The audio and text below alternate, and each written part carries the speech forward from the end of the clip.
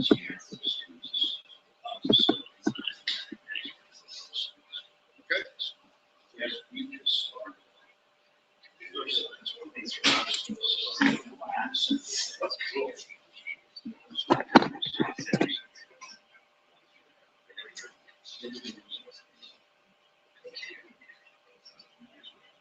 so the next talk we're doing is coaching best practices. To meet, please. Yeah, Pete Steinfeld. He's a coach that's done the event. I'm not sure how many years. I've done it two. The last two. I did it last year and the year before that. He's Basketball Lemons, an award-winning team. That's right. 2 awards. Yeah. Please listen to what he has to say on managing your team more effectively and having a better experience. Yeah. So for me, I've coached OGPC teams for the last 2 years, and I'm also a professional software developer at IBM. At IBM, I manage 2 small teams who do development, and I've used some of the techniques that I use at IBM, in coaching my teams. And so, and please interrupt me if you have questions. So, what's going to happen is, at the end of the day, your team is going to go down to Salem, and you're going to compete. And you're going to compete, and you're going to be judged on 3 criteria. You're going to be judged on the game that you produce, and your team is also going to do a presentation and be judged based on the presentation. And your team is also going to be questioned by experts about how did you develop the game, what software development techniques did you use, what project management techniques did you use, etc. And in fact, the questions that you'll be asked for the last 2 years by the experts will be posted on the OGPC website. And so whenever that information is there, I would encourage you to go to the OGPC website and take a look at, here are the actual criteria that will be judged against.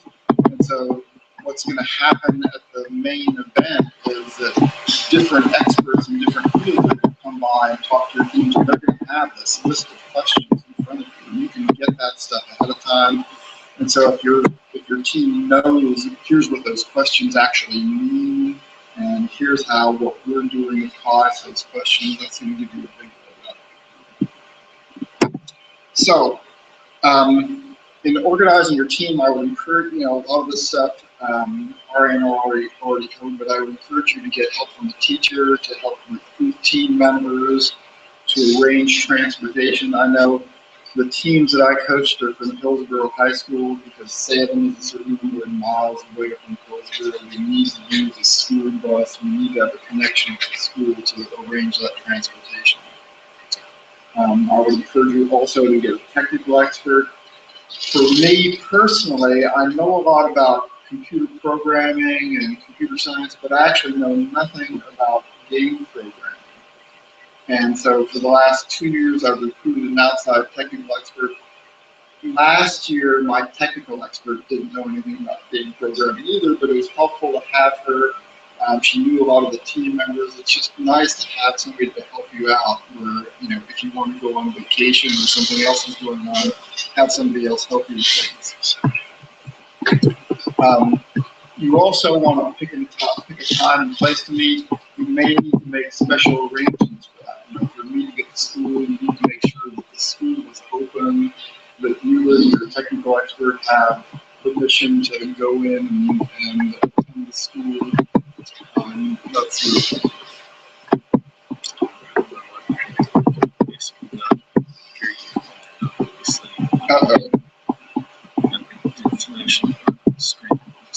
Yeah, I have a question. Sure. You mentioned to get the bus or the transportation from the school. Why not just have a couple friends drive the kids down? Just wondering. So in my case, in Hillsborough High School, it was against the school rules. When Hillsborough High School was sponsoring the event, if there's rules that say if the event is a certain distance away and there's so many people participating, you have to have the school provide transportation. And that transportation costs money. It cost last year and the year before, it was $250 to get the school to pay for the bus and the bus driver. Yeah, if you happen to have another, if it's a school, I was just thinking, there's two of us, like three teams, maybe 4 teams, but one school district. We could collaborate and get a bus probably that would fit everyone that we needed to. Yeah, exactly. So that's another way you could possibly try to do that. Yeah, last year we had 8 people on the bus, and that bus would have held 50 people, I think. So, yeah. So that would have been a good thing. You're going to need to have some way of communicating with your team. I use email a lot, get everybody's email addresses. It's nice to have some central place where you're posting information that you want everybody on the team to share, design documents. Well, Sarah was talking about, she's got the Remind Me. Yeah. And they have an app for iPhone and for Android, and then if they put their information, they can choose how they get it, whether it's by text or email. I like that idea. Yeah, me too. And also, it's handy to have the email addresses of parents in the team. It helps a lot. There's a lot of the stuff the parents have to know about. The parents have to arrange transportation. Sorry. Uh-oh. Okay.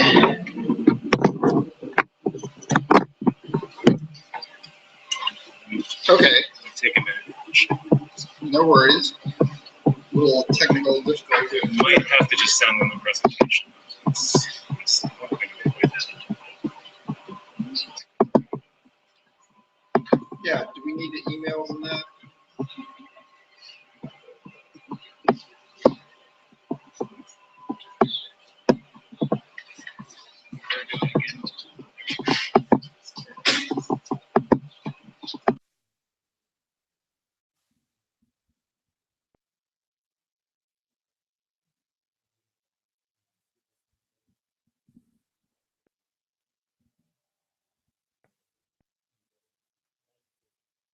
Okay, so I was saying it's nice to have the parents' email addresses so that the parents need to arrange transportation. There are times when you'll need permission slips filled out by the parents, and the kids aren't always the best people to follow up on this stuff. So if you can send parents email like right now and say your kid is signed up to participate in this event, here's what's going to happen. There's going to be meetings after school. There's going to be a main event that's going to happen in April in Salem. Just give them all of the, it's not going to, here's how much it's going to cost, blah, blah, blah. The more information the parents have, the better off you are. Okay. So running the team itself at work, and this is true for almost every software development company I know, we use this technique called agile development. And I'm going to talk a little bit about that. I've used this for the last 2 years with my OGPC teams, and there's several aspects of it. And one aspect is that each member of the team has a role assigned to them. And this is good. It's kind of like, I've coached soccer for many years. In soccer, you play a certain position. In agile development, you have a role, and it's good for the kids to have a role. It helps them fit in. It helps them interact with each other, And so the main role, or one of the first roles for agile development, is something called a product owner. And the responsibility of the product owner is to know, here are the criteria by which we will be judged, right? And so those criteria are going to be, a lot of it was talked about today. Those criteria will be posted on the OGPC website. So you want your product owner to go to that website, read that stuff, understand it, write it down, and then when someone has a question about those criteria, oh, I want the game to do this, the product owner can say, oh yes, that's going to help us, or that's going to hurt us, or that's irrelevant, that's not relevant. And so the next big role in agile development is somebody called the Scrum Master. And the Scrum Master is the person for keeping the team organized. So the Scrum Master knows what everybody's roles are. The Scrum Master keeps track of what needs to be done, what's already been done, who's supposed to do it. And the Scrum Master also has the responsibility of running these things called Scrum meetings that I'll describe in a little bit. And then, so those are, each roles that have one person assigned to them. And then the third role is a developer. Is in classic agile development, it's called developer. And in software, a developer is just someone who writes code. But in our context, a developer could be someone who writes code, could be someone who comes up with the design, someone who comes up with the music. There's lots of different ways that you can contribute to the development. And since one of the judging criteria is going to be doing a presentation, I would count, presentation as being a developer. And for purposes of my teams, it's just keeping things organized. I've actually invented a bunch of other roles that are specific to OGPC. So I invented a role for someone to be in charge of testing is a big thing, and I'll talk about that in a lot more detail. But I also want somebody to be in charge of doing the presentation, someone in charge of artwork, someone in charge of sound effects, someone in charge of music. Anything that's going to go into your game or that's going to be judged, you want somebody to be responsible for that. And having kids who have these specific roles gives the kids something that they can do. So for example, even though you don't have a game at all or even a game design, if you want to have music in your game, you can have somebody assign the role of being the person in charge of music. And they can start composing music right now. Compose music that connotes danger, compose music that connotes triumph. There's a lot of things that you could be working on in parallel to the actual game design. And this will give you the opportunity to overcome a lot of those initial hurdles of how do I record this stuff, what do I use to do this, blah, blah, blah. So the important thing here is you want everybody to have roles so that they can have things that they can work on as soon as possible. Another thing that you're going to want to do, and this is part of Agile development, is to divide the project into fixed time length iterations. And so we know already that the main event is going to be on April 23rd. We're starting right now, right? And so a normal iteration might be as short as 2 weeks. For the last 2 years, my teams have used 1 month iterations. And so what happens is, another word for iterations in Agile development is sprints. So you work during the sprint, and at the end of the sprint, you deliver something. And that thing that you deliver has to be something that you can show to somebody else, something that you can test. And so what happens is we work away for a while, we're meeting twice a week, and then we schedule the actual end of the iteration. And at the end of the iteration, we run specific tests. Again, I'll get into how we do our testing in a little more detail. Again, there are 3 things that we're going to be judged against. And so we have a game that we've produced, at the end of the iteration. We have a presentation that we've prepared. And we have our kids ready to be questioned by technical experts. So we've trained them. Here's what the questions are.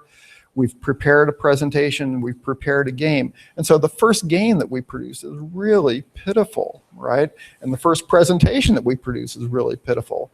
But my experience is that when we talk about this, and we talk about the importance of producing a game and a presentation, people don't really get it. But when you actually bring in someone to watch the presentation or to play the game, that's like an electrifying thing that really prompts them to get something done.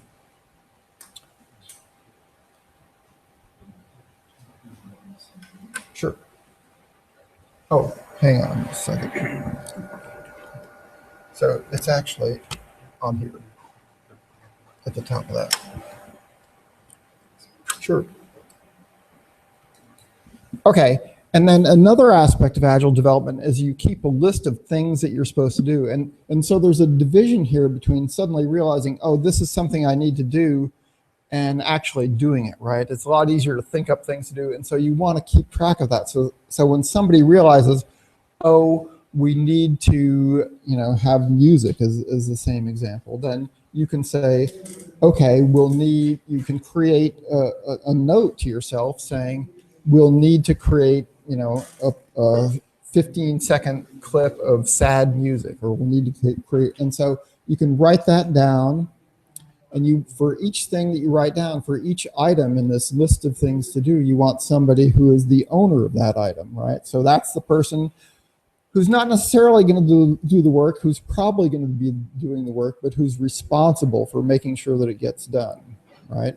And so one of the things that the Scrum Master does is they keep track of this to-do list. And for every item on this to-do list, the backlog, you have the person who owns it, the person who's responsible for getting it done. You have the criteria for what it means to actually get it done, because sometimes these things are kind of vague. Sometimes you want to throw them away after you've seen them for a while because nothing is really happening. And then the third thing you want is you want to establish a process for saying, here's when it's really done. And the best process is to have someone other than the person who's doing the work actually look at the work and say, yes, this is really done. And the best person to do that is the person who created the work item. And so you have your team, you're working together in the meeting, and in the discussions, things come up in the discussion. Oh, we need to do this. So when that happens, you create a work item, you assign an owner to it, and you don't necessarily do it on the spot, but you keep track of this is something that needs to be done. And then one of the things that you do at the beginning of your team meeting is you say, oh, here's all the open work items, what's going on with these things, who's working on them, what needs to be done next, etc. Which brings me to the last point. And so at every meeting that we have what's called a Scrum meeting. And a Scrum meeting is a very short meeting, and what happens in a Scrum meeting is that every single member of the team, including the coach, talks. And the purpose of the Scrum meeting is everybody knows that at every meeting we're going to have a Scrum meeting. So if I have an important question to ask or something important I need to communicate, this is my opportunity to make that happen. So it's impossible for anybody to get lost. And so classically at the Scrum meeting, each participant takes turns asking or answering the 3 questions. And the 3 questions are, number 1 is, what did I do since the last meeting? And typically this is nothing, right? Because most of these kids don't do anything, but it gets them by having to answer that question and it gets them to honestly communicate, here's what's going on with me. Sometimes they've done a tremendous amount. And then the second question is, what am I going to do before the next meeting? And this question is important because it makes people think, oh, what can I personally contribute? What is my role? What am I supposed to do before the next meeting? And sometimes, frequently, again, people say, I'm not going to do anything. They've got something else going on in their lives. But then everybody knows, even though they're responsible for creating music, nothing's going to happen, right? And so if it's important that thing needs to get done, then that's an opportunity for somebody else to step in and say, oh, we need to do that, so I'm going to step in and take over there, right? And then the third question is, am I blocked? Is there something that's keeping me from doing what I need to do? I don't have, in order to create this music, I need to have, a synthesizer, or in order to create this artwork, I need Photoshop, and I don't have Photoshop. So it's important to know if somebody's blocked because some other member of the team or you as the coach can help unblock them. And so these Scrum meetings are meant to stimulate conversation. They're supposed to be short. So a Scrum meeting shouldn't last more than 10 minutes maximum, and it depends on how many members of the team. And so what you want to do is just go around, have people answer those 3 questions.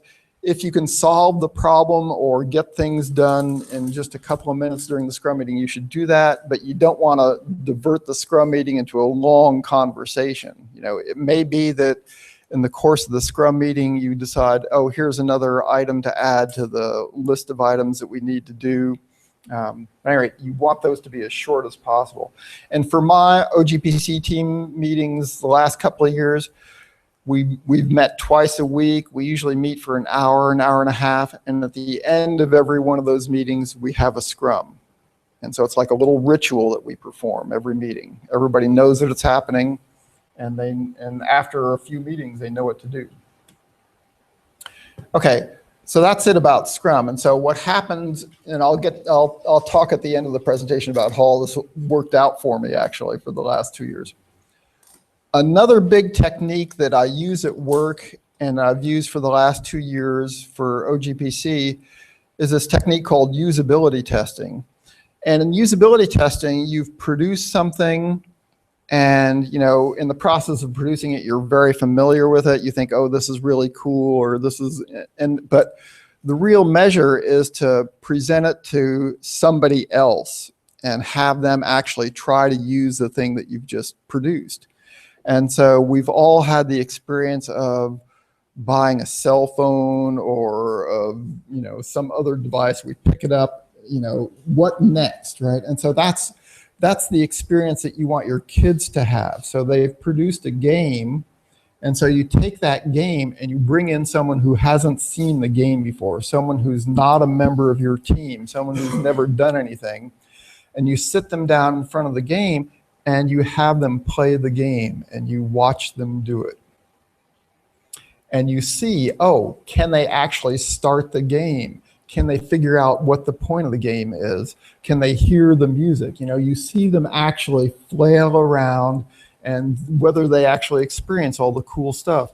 And in the process of observing that, you take notes. Oh, here's something, they couldn't actually figure out how to start the game, or they asked, they tried to use the mouse, and it turns out that our game doesn't actually work with that kind of mouse.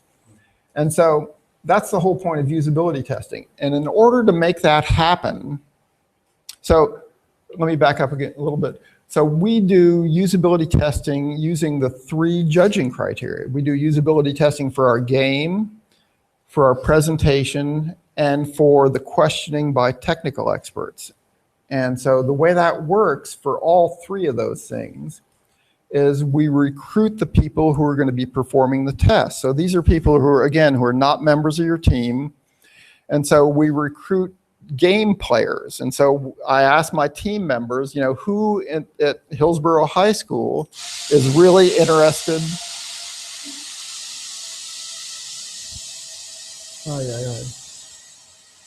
So I asked them, who are the best gamers at Hillsborough High School? And they've got buddies who are gamers. And so I tell them, tell them to show up at our next meeting, right? And so they come in, they don't know anything about the game. And similarly, I want people to watch the presentation who are experts at listening to presentations. And so I usually get teachers from the high school to do that. And we've also brought in parents in the past to be the presentation watchers. And we also want people who are experts at questioning people about software development methodologies and also about project management stuff, the whole software development process. And so I personally have recruited people from IBM who are technical experts at software development to come in and be the guys to question my team.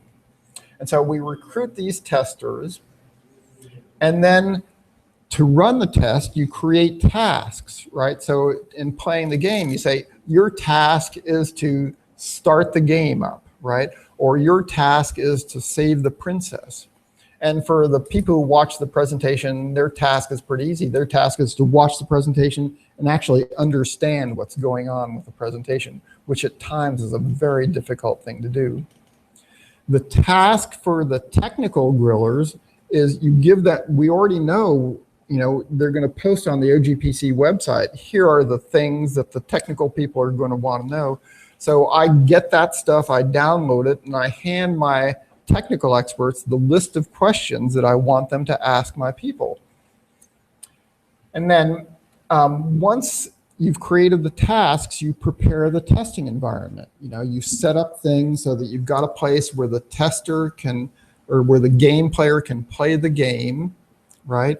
And you have to set it up in such a way that you can actually observe them playing the game. So maybe you want to project the game up on a screen while they're playing it. You set up an environment where you can do the presentation. Again, you have a PowerPoint presentation or something where you display the thing. And then for the technical experts, there's nothing to set up there. They're just going to come in and question your people. And then you run the tests and you observe the results. And so what I do is every time I run one of these things, I bring in a bunch of notepads and I give every single one of my team members a notepad and a pencil. And I tell them, take notes about everything that happens, right? And then you run the actual test. And when you're running the test, you tell the people who are your testers, okay, we're not testing you, we're testing our game, right? We want to know what's going on with our game and what can be improved about the game. And one of the problems here is that the game players, they're presented with a mouse and a screen and a keyboard, and you can't really necessarily tell what's going on as they're testing it. And so one of the things that you want them to do is to talk while they're testing. You want them to say, here's what I'm seeing on the screen. I see this thing that I think is a frog, but it might be a princess. Or I think I might hear background music going on, but that might be, the PA system. But, you want them to be talking all the time. Here's what's going on in my head while I'm running the test. And so you run the test, you run the tasks that you give them, you watch them, you observe, and you take notes. And one thing that's very important, in particular in the presentation, is when you're giving you've got a bunch of high school kids who are giving a presentation, and you're trying to get feedback from the audience, from these teachers or parents. Typically, the teachers and parents give you feedback of, oh, you guys did a great job, I'm so proud of you. But that's not helpful at all. The feedback that you want is, if instead of having a yellow background, you had a light orange background, this other stuff would stand out. You want feedback that will tell you, here's how I can improve for the next time. And so you want to tell your testers ahead of time, we don't want to tell you we're good. We don't want you to tell us we're bad. We want you to tell us how we can improve. So you run the test, you observe, you take notes, and then you're done, right? Except after you're done running the test, you've got all of your team members who have taken notes while you were running the test. You want to have everybody get together, talk about what notes they took, about how we need to improve. At that point, you'll probably create some new tasks that go onto your backlog. You consolidate all of those things. Maybe a bunch of people have taken the same thing, so you want to consolidate all that information. And then you're done. So you're done with that iteration. Okay, so now I'm going to change subject and talk about developing the game. You should pick a game development platform. Ariane already talked about a bunch of this stuff. I left this up to my kids both years, right? I don't know anything about games or game platforms or anything. This is one of the tasks that I gave my kids. So at the beginning of the year, one of the tasks that was on our backlog was to pick a platform that we're going to develop the game against. And there's a bunch of choices here. And then I urge you to develop something as quickly as possible and then improve on it as you go.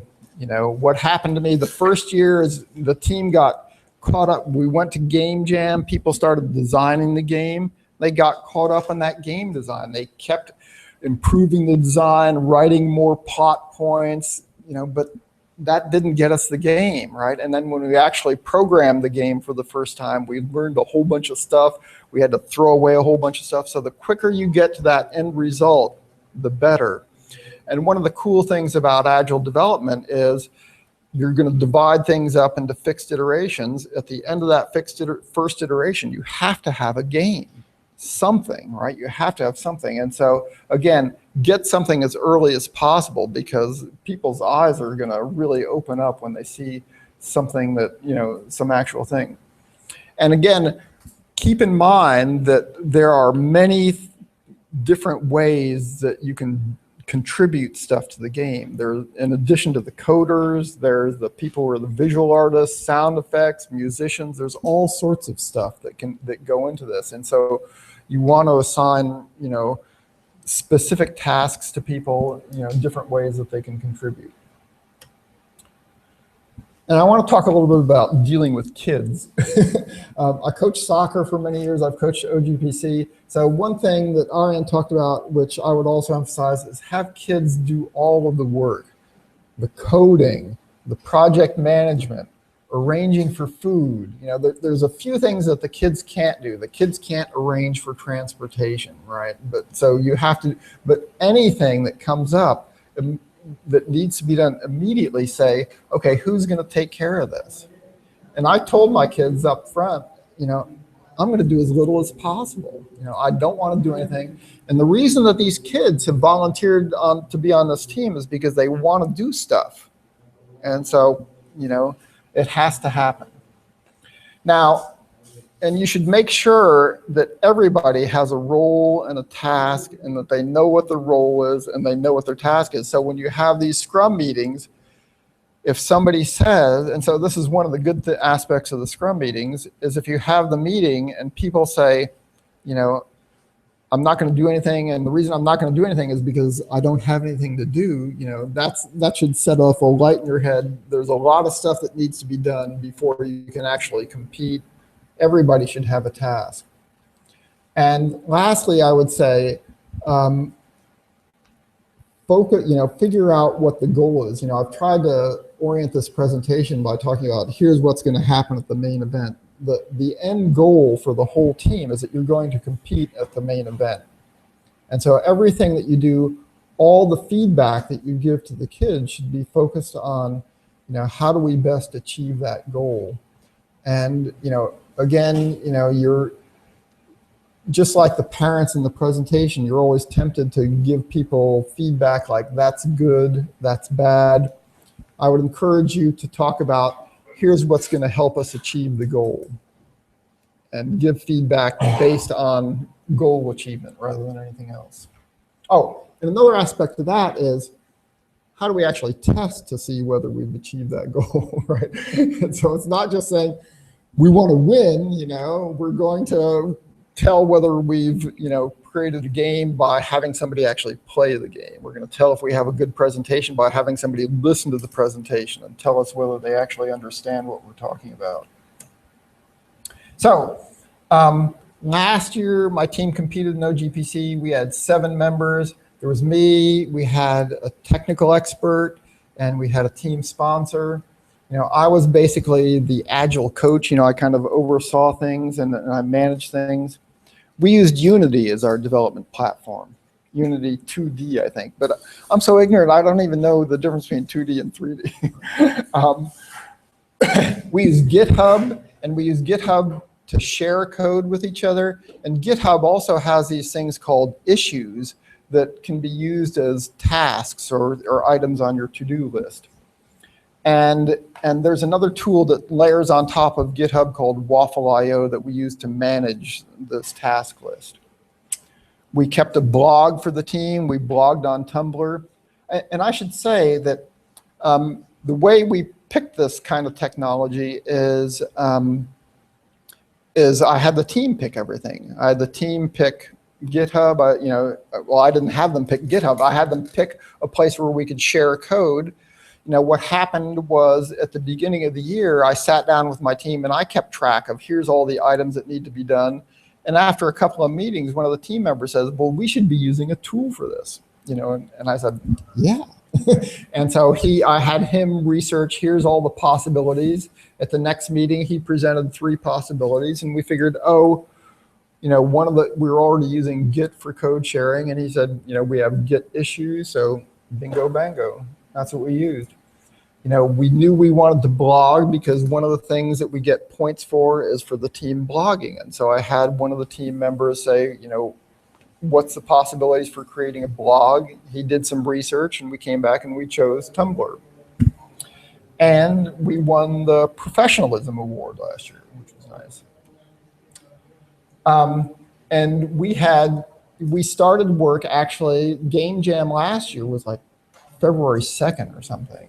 And so we had 3 iterations. We had an iteration for the month of February, the month of March, and the month of April. And our final, it was our plan, which we accomplished, that at our last iteration, we would be completely done. And that was still actually 2 weeks before the actual main event. And in fact, we did see a few little polished things that we needed to continue doing.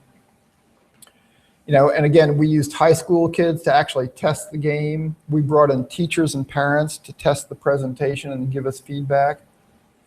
And we brought in professional programmers from IBM to give us to ask us questions about coding techniques, software tools, and development methodology. So, so I'm hoping that Arian's going to be able to make this presentation to you. You know, we still have, you know, here's our GitHub repository, the place where we kept our to-do list and our blog. And so you'll be able to take a look at, you know, what we did to win that award, and you'll be surprised at how little it was.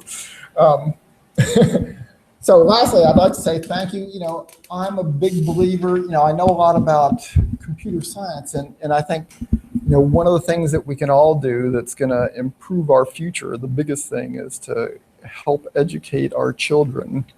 And so thank you for participating in all this. I will be glad to help you if you have questions or about specific things. I've already talked to Chris Winnicke, for example. I'm going to go to visit Chris's team in a few weeks to talk to them specifically about agile development and usability testing. So please contact me if you have any questions. So do you guys have any questions right now? Chris? Yeah. When do you do the work on the backlog, sprint, that stuff right after your Scrum meeting? How does that fit in? So the way my team has gone the last couple of years is we meet twice a week after school, but we actually do very little work on the games at the meeting. So the way the meetings go is we start, you know, at a typical meeting in the beginning of the while we're working on this, we already have a bunch of stuff that needs to be done. And so the meeting is a place where we all can get together and we can say, you know, here's what needs to be done. We kind of arrange, you know, who needs to do what. And so at the meeting, you know, maybe there's a little bit of problem solving going on. A great thing to do at meetings is to have demos, right? So I've composed this music, you know, here, and have people listen to the music. Is this scary? Is this the right length? Or here's my 3 things that I've looked at for blogging opportunities. Here's what this looks like. Here's what that looks like. Or I've figured out how to use GitHub, and you can have a little teaching session where you teach the other team members how to use GitHub. And most of the actual work that we've done has been done outside the meetings. And then at the end of these meetings, so we have the meetings after school, at the end, you know, as we're getting down towards the time when I have to leave, I'll say it's time to have our Scrum meeting, you know, and we'll have our Scrums. They usually last, I try to keep them under 10 minutes, but they usually last 15 minutes. I really like the presentation, and thank you for that. On the Agile in particular, like the slides, do you have a reference that would be kind of age appropriate for the kids that if they wanted to delve into that a little bit more?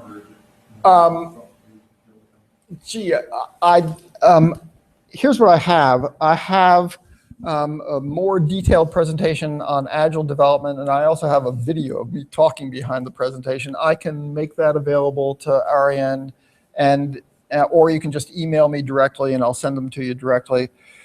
Agile development is one of these things. It's extremely widespread. It's existed for 15 years. If you Google Agile development, you're going to see so much information. You know, it's like, yeah, exactly. And so, you know, the stuff that I've produced, I believe, is age appropriate.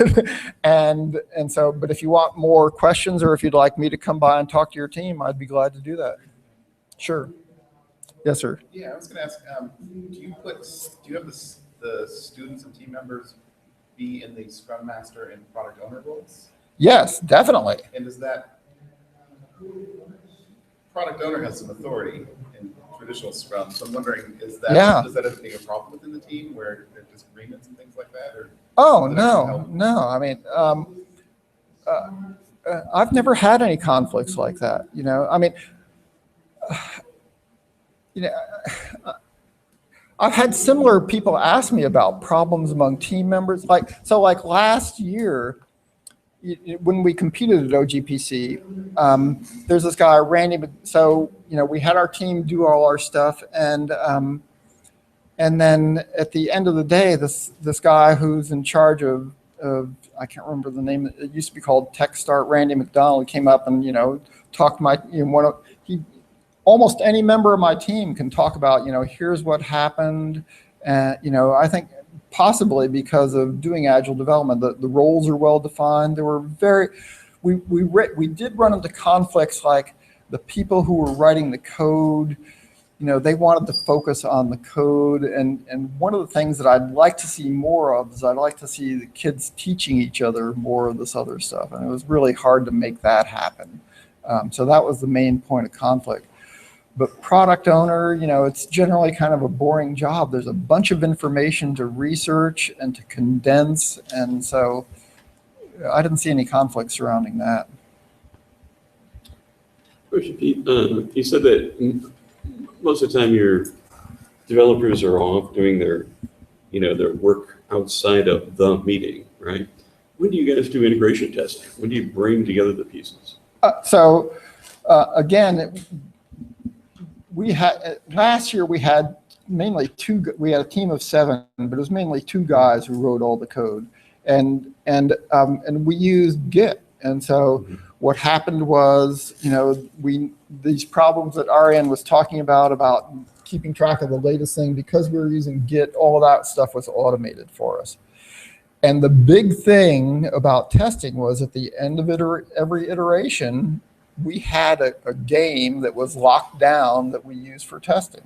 And so that was it, basically. We did usability testing. So if you have your 2 programmers programming there, like one's programming in one branch and another is programming in another branch, how was it between the meetings then that the programmers would decide themselves to get together and integrate their code and do a little unit testing, or? Almost no unit testing went on, right? Yeah, basically the answer is yes. It's either yes or I don't know. That wasn't a problem for me. And so the 2 guys who were writing the code, they're good friends. They worked together all the time. Okay. They communicated with each other. There just wasn't a problem there. Okay. So they weren't programming in pairs or anything. They were individually developing their own branch. Yes. But on, I suspect, on different parts of the code, but I don't really know. I like the way you've simplified the Agile process, the Scrum process, and in particular there, because you don't have all the points of the Fibonacci series, the estimation, all that backlog grooming. And yes, that's a lot of stuff. I have left out a lot of information. But that's great. I mean, this is tailored great for this type of situation. Yeah, exactly. Yeah, so, I've left out a lot, not just for this, but I left out a lot when I'm talking to my kids, right? The things that are, like I said, there's a lot of aspects of agile development, but I've tried to distill it down to the things that are important for this. And the things that are important is everybody has a role, keep track of a backlog, split the development up into iterations. And one of the things I didn't talk about that's also important is you not only want to test at the end of every iteration, but you want to have a little retrospective and planning meeting, right? You want to think about, okay, we had this game, are we really on the right track here? Do we want to change it from a puzzle game to an adventure? You want to have that conversation and then talk about, well, what do we want to accomplish for the next iteration? And so you want to think about, here's what went well, here's what needs improvement, here's what we're going to do in the next iteration to make all those things happen. Did the product owner, I mean, typically the product owner prioritizes the backlog, but it sounded like that was more of a collaborative effort amongst the team members. Yeah, exactly. Yeah, the product owner isn't the boss. He's more the interpreter of the requirements, right? Who assigns the backlog? Well, usually what happened, in theory, what should happen is, the Scrum Master should make sure that everything is assigned, not necessarily have the authority to assign it. What I typically do is when something comes up, I ask somebody to volunteer to do it. And that almost always works.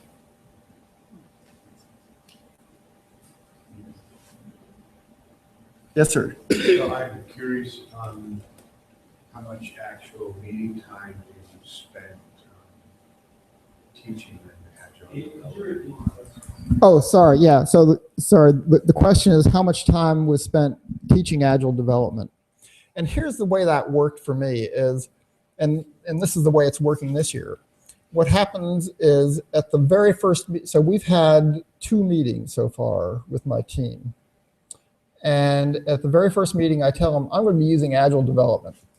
So that's the first time they hear the words. And I tell them, here's what Agile, and I give them a very brief overview, 2 minutes of here's what Agile development is. And so I spent maybe 5 minutes in the first meeting talking about Agile development. And then in the second meeting, I spend, maybe 10 minutes talking about Agile development. Agile development, we have roles, we have iterations.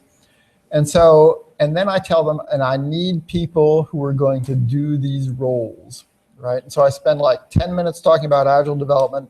And then we probably spent somewhere like 10 to 15 minutes where we wrote down the names of all the team members and we asked for volunteers to fulfill each role, and then we assign them roles. And so I did this so this year it's a little different because I have people who participated last year, but last year when I did this, at that point, people did not know, even after that second meeting what Agile, even though I described it twice at that point, they still didn't get it. And so at every meeting, I would just go over it again. Here's what, okay, you're the Scrum Master, you're responsible for keeping track of the backlog. And so the Scrum Master in particular is kind of easy to understand because the Scrum Master also runs the Scrum meetings. And so I would I would just say, here's what you need to do, and I'd watch them do it, and I'd say, okay, that was good, except you also need to do this, right? And that was true for almost every, and that was in particularly, the hardest part of that was I had a guy who was responsible for running all of the usability testing. And I explained usability testing to him, and I showed him how to run, and then at the end of the first iteration, I said, okay, you're responsible, go for it. And I had him do it, and as he was making mistakes, I would just, I would help, I would back him up the whole time.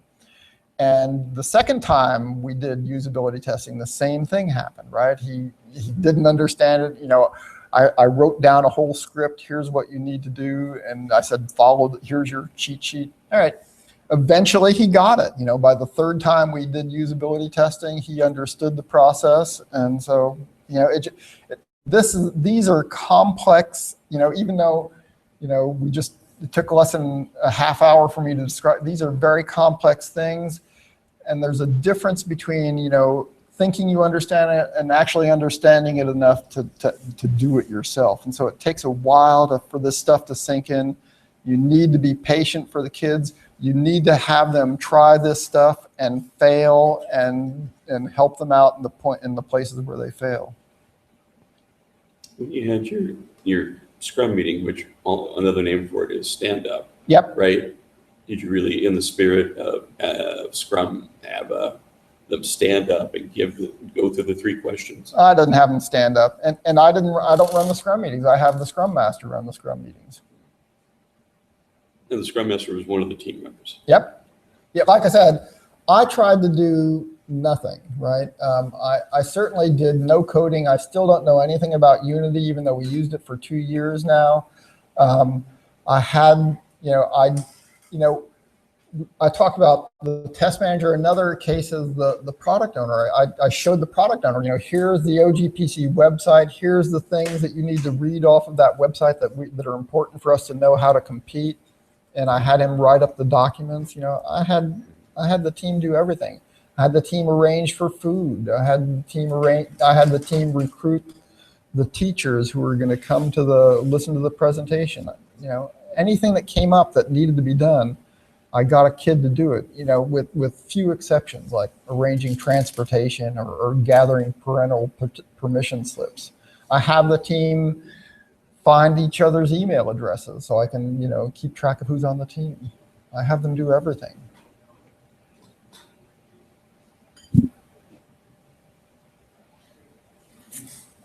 Okay. Is your slide deck online? It's not online yet. And so I will, but Arian has it, and I'm hoping he'll. Oh, it's at the top level of that. Uh-oh. Okay, so I will make it available to RN, and you can send me email, and I'll give it to you directly. That'd be great. Thanks. Sure. Pete. Sure. It's out there. Yeah. Really loud, you might have heard it. Okay. Sorry about all this trouble. That was way too